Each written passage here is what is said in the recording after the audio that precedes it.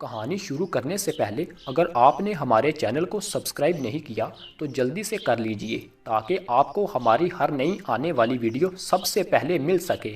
وہ شکل سے شریف گھرانے کی بیٹی لگ رہی تھی۔ میں پاس گیا، میرے قریب ہو کر بولی، چلو گے صاحب؟ میں نے پوچھا، کتنے پیسے لوگی؟ کہنے لگی، آپ کتنے دیں گے؟ میں نے اس کی نیلی سی آنکھوں میں جان کر دیکھا، وہ بے بس تھی۔ میں نے بولا، آؤ کار میں بیٹھو۔ وہ ڈر رہی تھی۔ کہنے لگی، کتنے آدمی ہو؟ میں نے کہا، ڈرو نہیں، میں اکیلا ہی ہوں۔ وہ خاموش بیٹھی رہی، پھر کہنے لگی، آپ مجھے سگریٹ سے اذیت تو نہیں دو گے نا؟ میں مسکرایا، بالکل نہیں۔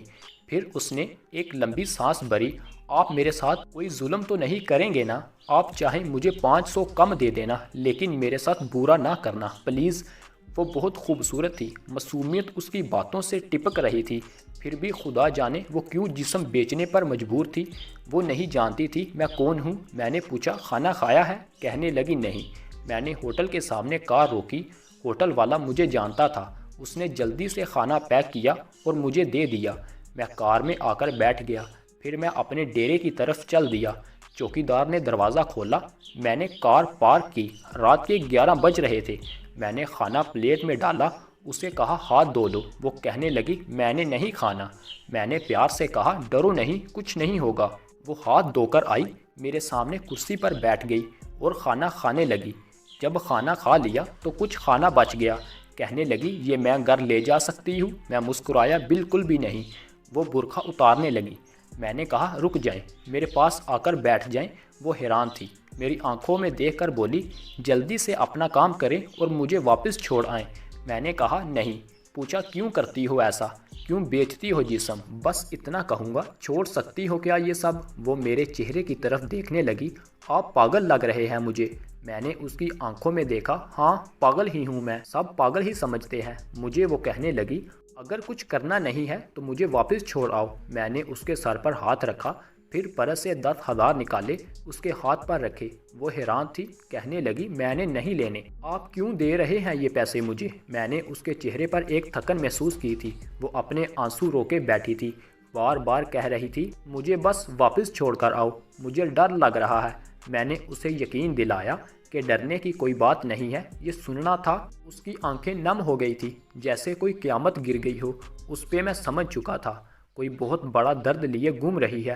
ہلکی سی آواز میں بولی، مجھے چھوڑ کر آؤ واپس۔ میں نے اسے بیٹھنے کا کہا، ڈرو نہیں، خود کو محفوظ سمجھو۔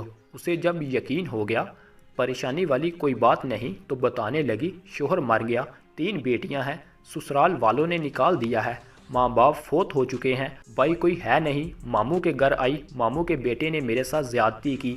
میں نے جب مامی کو بتایا، مجھے غلط کہا، مجھے دھکے دے کر گھر سے نکال دیا۔ دور کے رشتہ داروں نے کوڑے سے میری شادی کروائی، اس کے بھی بچے تھے، اس کے بچوں نے مجھے بہت ذلیل کیا۔ پھر وہ شوہر بھی فوت ہو گیا۔ بیٹیوں کو لیے در بدر بھٹکنے لگی، نہ چھت تھی نہ روٹی تھی، سڑک پہ کھڑی تھی۔ ایک صاحب کہنے لگے، 1 گھنٹے کے 5,000 دوں گا۔ نہ چاہتے ہوئے ماں کی ممتا حالات کی ستائی ہوئی کیا کرتی، آ کر چل دی۔ اب ہر روز جسم بیچتی ہوں، کرائے کا گھر لیا ہے، بیٹیوں کو اکیلا چھوڑ کے آتی ہوں، کیا کروں؟ بہت بار سوچا خودکشی کر لوں، لیکن بیٹیوں کو دیکھ کر ہمت نہیں ہوتی۔ وہ رو رہی تھی، میں زمانے کی بے بسی محسوس کر رہا تھا۔ اس کے سر پر ہاتھ رکھا اور اس سے کہا، میں تمہارا بھائی ہوں، آج سے تم اپنی بیٹیوں کو لے آؤ اور میرے ڈیرے کے اوپر والے ایک روم میں رہو۔ وہ یقین نہیں کر پا رہی تھی۔ کار میں بٹھایا، اس کے گھر پہنچا، بیٹیاں سوئی ہوئی تھی، بہت پیاری تھی، گود میں اٹھایا، دل کو سکون ملا۔ وہ مسلسل روئی جا رہی تھی۔ مجھے کہنے لگی، آپ فرشتے ہیں، آپ کون ہیں؟ میں اپنے آفس میں لے آیا۔ وہ دعائیں دینے لگی، جولی اٹھا کر نہ جانے کتنی دعائیں دیتی رہی۔ میں نے اسے کہا، جا کر سو جائیں۔ اپنے ڈیرے میں گیا، میرے سامنے سے وہ چہرہ گزرا جو ایک لڑکی اپنے شوہر سے جھگڑا کرتی تھی، اسے کہہ رہی تھی، مجھے طلاق دو، تم کو میری قدر ہی نہیں ہے۔